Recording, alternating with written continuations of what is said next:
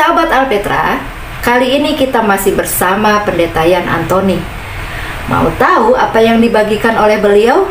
Mari simak tayangan berikut ini.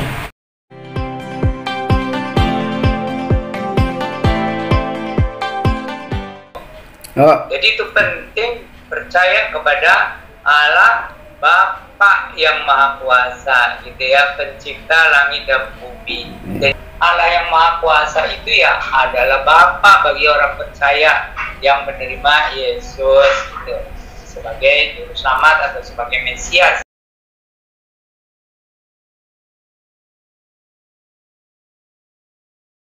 Ini pengakuan iman yang kedua ya. Yang kedua itu kan, dan kepada Yesus Kristus anaknya yang tunggal Tuhan kita.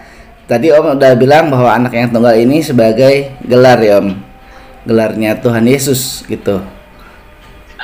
Ya, jadi itu yang poin yang keduanya gitu ya. Aku percaya kepada anaknya yang kepada Yesus Kristus anaknya yang tunggal Tuhan kita. Nah ini yang banyak dipermasalahkan ya.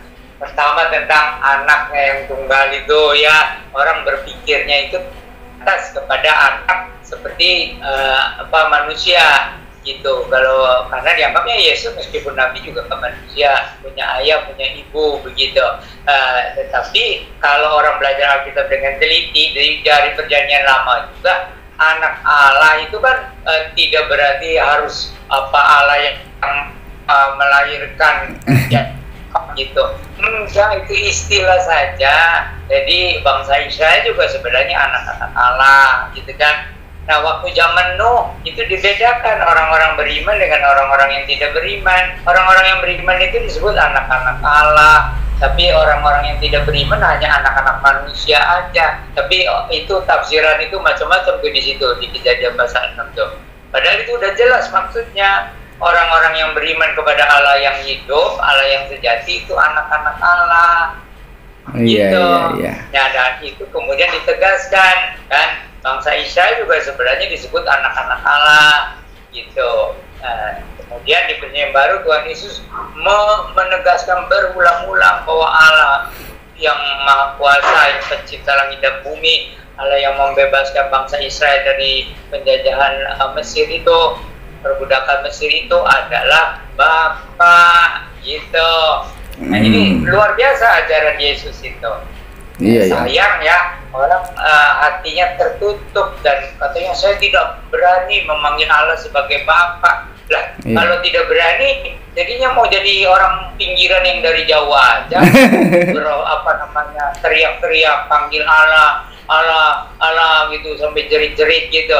Nah, itu kan sayang sekali. Allah maunya kita ini dekat, panggil dia sebagai Bapa. Nah, cuman itu kan melalui Yesus Kristus gitu, yang gelarnya anak Allah yang tunggal. Nah, ada tunggal itu karena dialah yang keluar dari Allah. Nah, banyak orang tadinya juga bingung-bingung gitu.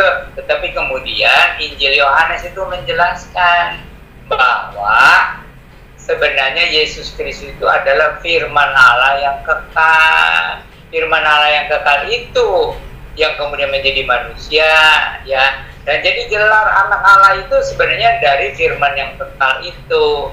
Dia menjadi manusia ya, gelar anak Allah juga gitu. Dan itu kalau di dalam Tuhan itu ditawarkan kepada manusia, siapa yang menerima Yesus sebagai utusan dari Allah yang turun dari sorga, ya diberi kuasa menjadi anak-anak Allah gitu. Yang ketiga itu pengakuannya yang dikandung daripada Roh Kudus, lahir dari anak darah Maria. Om, kalau sekilas kayaknya nomor 1, 2, 3 ini seperti ada kaitannya dengan Tritunggal ya Om ya? Itu yang dengan Roh Kudus, masih belum itu. Di nomor berapa tuh? Aku percaya kepada Roh Kudus. Nomor 3 Om. Masih mengenai Yesus Kristus. Itu agak panjang poin-poinnya. Karena ajaran Kristen itu pusatnya adalah Tuhan Yesus Kristus. Gitu. Nah, aku percaya kepada Yesus Kristus, anaknya yang tunggal, itu tadi sudah dijelaskan ya. Cuman itu Kristusnya tidak dijelaskan. karena itu sesudah menjadi pengakuan iman orang Kristen yang bukan Israel. Gitu. Sebenarnya harus dijelaskan. Jadi Kristus itu seperti sudah menyatu dengan Yesus gitu ya. Padahal bagi bangsa Israel itu penting gelar Mesias gitu. Saya sih mengusulkannya, tapi sekarang Tuhannya sudah mau datang lagi. Saya sih mengusulkan ya itu dan percaya kepada Yesus Sang Mesias, Juru Selamat yang dijanjikan bagi segala bangsa gitu. Cuman ya udahlah, Tuhan mau datang lagi. Jadi tetap seperti itu. Gitu. Dan itu. Nah, itu aku percaya kepada Yesus ya, Sang Mesias Kristus itu anaknya yang tunggal tadi, karena dia adalah penjelmaan dari firman Allah yang dari kekekalan bersama-sama dengan Allah, kemudian menjelma menjadi manusia, dan Yesus bergelar anak Allah ya, gelarnya. Nah kemudian ada gelar lagi bagi Yesus, itu Tuhan kita. Nah ini yang membingungkan.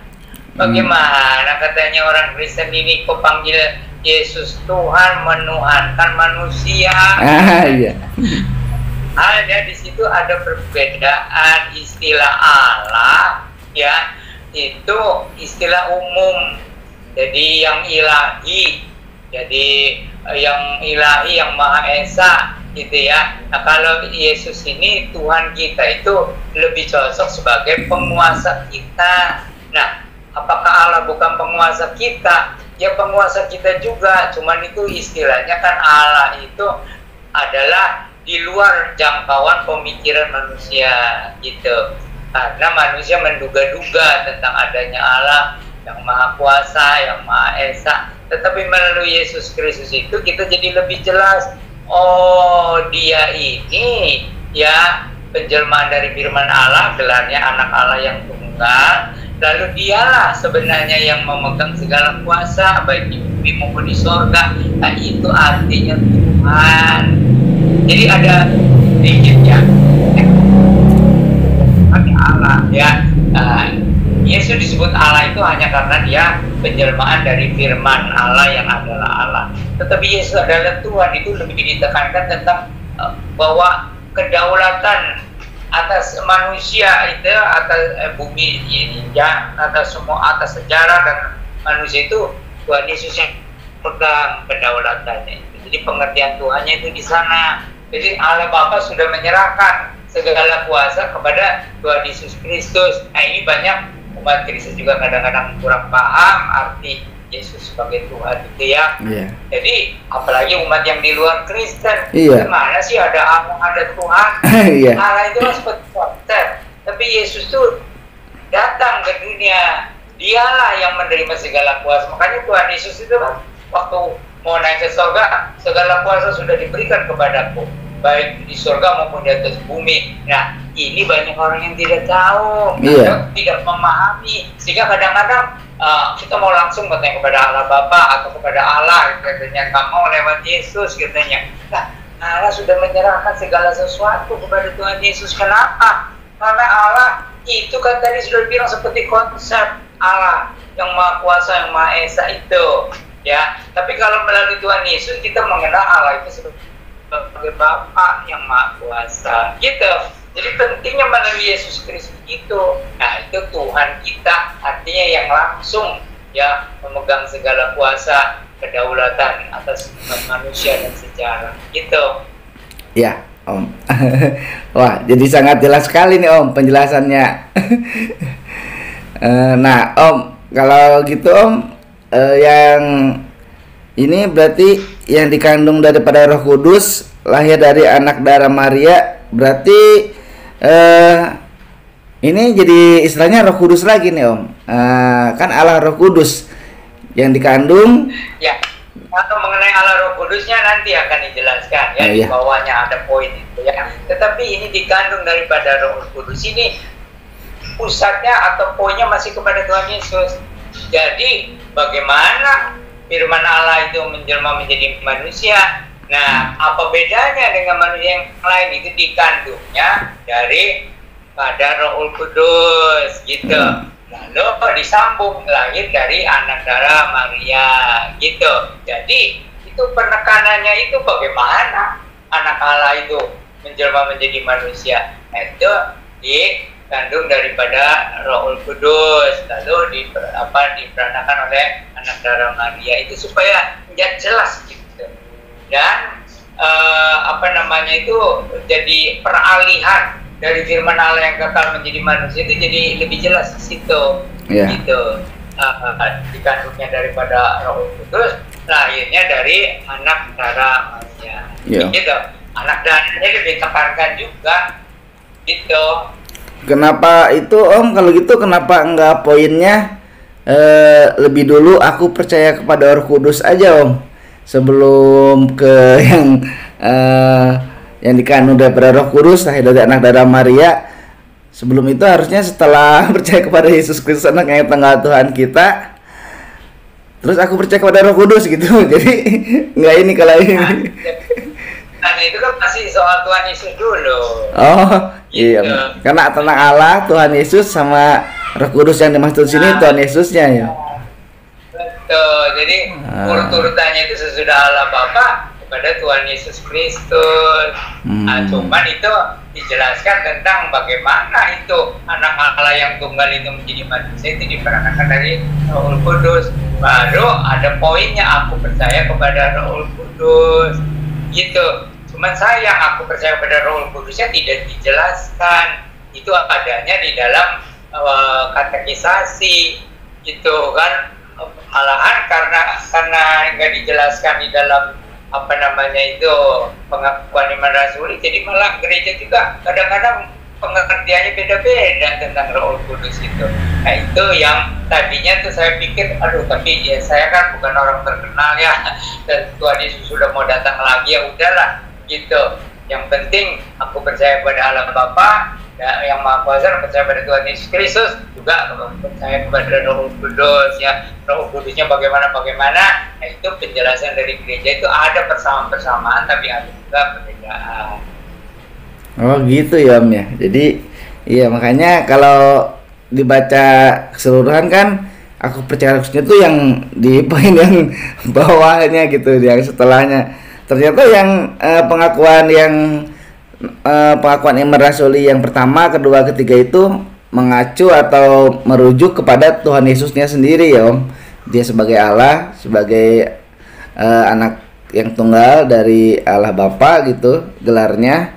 Terus yang ketiga itu menegaskan dia itu sebetulnya ya Allah sendiri yang menjelma menjadi Allah sendiri yang menjelma sebagai manusia ya Om, sebagai firman gitu. Dan harus lahir dari anak darah Maria gitu. Kenapa harus Maria Om? Kenapa enggak yang lain gitu? Jadi Tuhan Allah itu sudah menjaga itu dari keturunan Daud itu ya. Dari keturunan Raja Daud itu Tuhan Allah kan sudah tahu ya waktu kira-kira sudah sampainya juru selamat Mesias itu datang. Jadi Tuhan Allah sudah tahu jatuh pilihannya kepada Maria. Bukan terlalu istimewa sih, hanya jadi itu kan ada kaitan-kaitannya, harus dari keturunan Raja Daud, dan juga harus juga dari jadi ada kota kecil Bethlehem itu. Iya. Jadi supaya menggenapi apa yang sudah dinubuatkan dalam perjanjian lama gitu, maka pilihannya jatuh kepada Maria itu ada kaitan dengan keturunan Raja Daud, ada kaitan dengan Bethlehem gitu. Ya, dan ya karena Tuhan Allah Maha tahu dari itu waktunya sudah sampai, kira-kira begitulah yang terbaik, yang pilih Maria gitu. Bukan terlalu istimewa, tapi jatuh pilihannya kepada dia. Iya Om.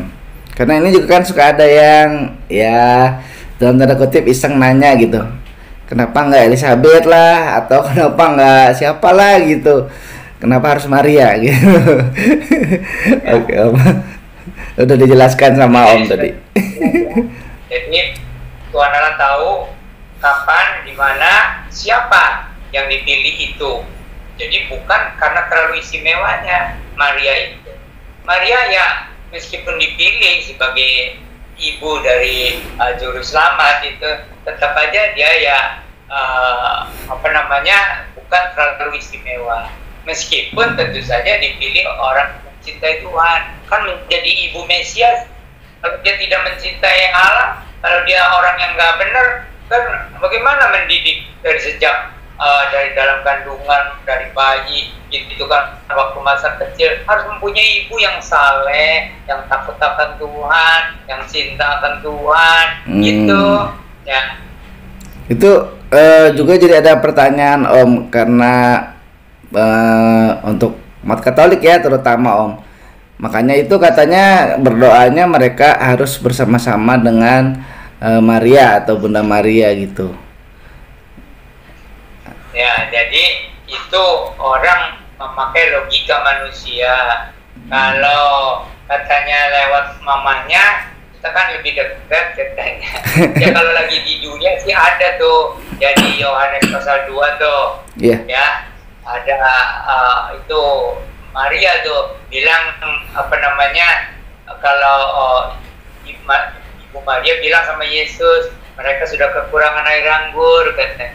Tapi Yesus di sana dengan tegas, Ibu katanya, apa kaitannya Ibu dengan saya? Sekarang ini saya sudah khusus melakukan kehendak Allah, semua sudah diatur menurut waktu Allah. Jadi Yesus tidak mau mama secara manusia itu turut campur di dalam karya penebusan itu, karya Yesus gitu. Nah Om, ini seperti seolah-olah di yang ketiga ini ada kaitannya antara roh anugerah dan kekudusan yang dijanjikan tadi yang di poin kedua ya Om, oleh Allah gitu. Jadi begini, memang nubuatan pertama itu dari Kejadian 3:15. Keturunan perempuan ini yang akan menghancurkan kuasa ular atau kepala ular, kuasa iblis, yang melampaukan iblis itu ular itu kan. Nah, jadi keturunan dari perempuan, bukan keturunan dari laki-laki. Itu sudah menunjuk kepada nanti yang datang menjadi juru selamat itu memang bukan manusia yang biasa hasil perkawinan suami istri, tapi itu penjelmaan karena dia bisa mengalahkan ular, mengalahkan iblis gitu ya. Nah, terus ada lagi itu nubuatan-nubuatan itu banyak sekali tentang kalau Nabi Yesaya itu banyak tuh ya, tentang bahwa harus lahir dari anak darah, kemudian gelarnya ada gelar ilahi itu, jadi Allah yang Maha Kuasa, Bapa yang kekal, Raja Damai gitu, itu di Yesaya pasal 9 gitu ya. Kalau Yesaya pasal 7 itu dilahirkan dari anak darah. Tapi ada lagi juga tentang nanti bahwa Mesias yang dijanjikan itu tidak akan busuk di dalam kuburan, itu di Mazmur pasal 16 ya. Dan lagi bahwa Mesias yang dijanjikan itu sebenarnya dia adalah raja di atas segala raja, itu di Mazmur pasal 2 gitu. Jadi nubuatnya sebenarnya banyak, ratusan, bahkan ada yang menghitung sampai ribuan tentang juru selamat Mesias yang dijanjikan begitu dalam perjanjian lama. Wah, ini luar biasa sekali nih Om ya. Kalau dilihat dari dari penjelasan Om tadi, ini betul-betul luar biasa sekali Om. Dari penjelasan tentang 3 poin aja semuanya mengacu kepada kealahan jadinya ya Om. Kealahan dari Tuhan Yesus gitu. Iya, itu pertama ya, meskipun orang mempertanyakan hanya dilahirkan dari seorang anak darah gitu ya. Tetapi juga itu gelar-gelarnya yang akan diberikan kepada anak yang baru lahir itu, seperti di Yesaya pasal 9 di ayat 5. Sama juga ada ayat-ayat yang lain itu, bahwa Mika juga bilang itu keluarnya dari purbakala gitu. Jadi sebelum dunia ini dijadikan, itu di Mika pasal 1. Terus lagi ada banyak ayatnya itu tentang Mesias itu, supaya apa? Supaya jangan ada orang lain mengaku-ngaku sebagai nabi yang dijanjikan. Iya. Ya, makanya begitu teliti, harus lahir dari anak darah, harus lahirnya di Bethlehem, harus juga ya apa namanya mujizat-mujizatnya juga itu tidak boleh kurang. Nabi yang dijanjikan berjanji lama atau Mesias yang dijanjikan itu, nubuat-nubuatnya aja sudah dijanjikan gitu ya. Dan kalau sudah yang dijanjikan itu Mesias ini datang, ya kita nggak perlu ada nabi lain. Oh iya. Nggak perlu, karena ini kan sudah seperti Tuhan. Jadi tuh di dalam kitab Nabi Yesaya itu Tuhan berjanji untuk datang ke dunia. Dan bagaimana Tuhan datang ke dalam dunia? Nah ternyata kemudian dijelaskan oleh Injil Yohanes, firman Allah yang kekal yang menjelma menjadi manusia Yesus itu, gitu. Jadi tidak mungkin orang berdosa bisa menjadi nabi yang dijanjikan atau menjadi Mesias, itu tidak mungkin. Malah tempat lahirnya juga di Bethlehem. Gitu. Terima kasih sudah menonton tayangan kami. Jangan lupa untuk subscribe di channel Alpetra Ministry. Menguatkan iman dan bertumbuh bersama Kristus adalah kerinduan kami. Dengan menayangkan pemahaman dan pengajaran Kristen yang alkitabiah, kami berharap setiap tayangan yang kami tampilkan membuahkan kasih yang nyata di dalam Kristus. Tuhan Yesus memberkati. Salam Maranatha.